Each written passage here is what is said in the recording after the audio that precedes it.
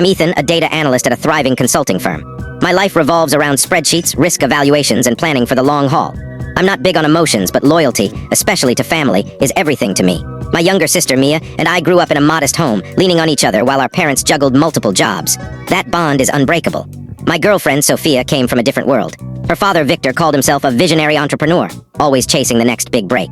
Her mother, Clara, was obsessed with keeping up appearances, designer clothes, exclusive club memberships, and a lifestyle funded by shaky finances. They lived in a flashy, over-leveraged house and drove cars they couldn't truly afford.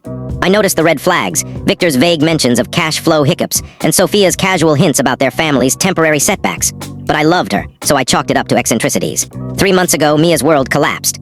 The marketing agency where she worked as a creative lead downsized, wiping out her team overnight. She's a single mom with a 5-year-old daughter, Lily, and her income was their lifeline. When she called me, her voice shaky, she wasn't begging for money, just advice. I told Sophia about it over dinner at my condo, suggesting I could cover Mia's rent for a few months to give her breathing room. I expected compassion, maybe a discussion. Instead, Sophia barely looked up from her phone where she was browsing luxury spa packages. "That's tough for her," she said, her tone icy. "But why is it our problem? She's an adult. She needs to handle it herself." I was stunned. "Sophia, she just lost her job. She's got a kid. This is what family does." She rolled her eyes. "Your family, maybe. Mine deals with their own issues. We've got our own plans, our vacation, our future. Tell her to figure it out. It's not my problem." Her words hit like a spotlight cutting through fog, exposing her true colors. My sister was a burden to her, a line item to be dismissed. In that moment, I saw Sophia for who she was. Our relationship was over in my mind. I just needed to make her see it, too. I stayed calm. "You're right," I said, my voice steady. "It's not your problem." She smirked, thinking she'd won, and went back to her phone. She had no idea she just lost everything. I kept up the facade of the perfect boyfriend, nodding along to Sophia's chatter about our upcoming trip to the Maldives. Meanwhile, I acted. First, I helped Mia discreetly. We met for coffee, and I handed her a check for 6 months of rent, calling it a gift, not a loan. I also paid for a career consultant to polish her resume and prep her for interviews. I told her to keep it quiet, especially from Sophia, framing it as avoiding pre-wedding drama.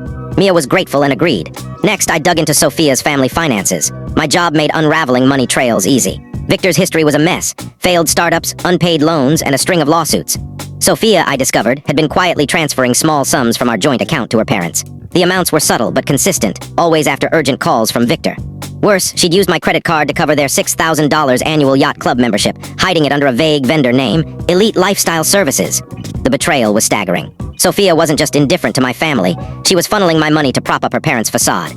Meanwhile, Mia was thriving. With the consultant's help, she landed a better job as a creative director within 6 weeks, complete with a raise and a signing bonus. When I told Sophia, she gave a smug nod. "See, people figure things out when you don't coddle them." The irony was almost too much. Victor's latest scheme, a vague green energy startup, was For a complete story, follow the given link below. Please like and subscribe Meesha's Quest Tales for new stories.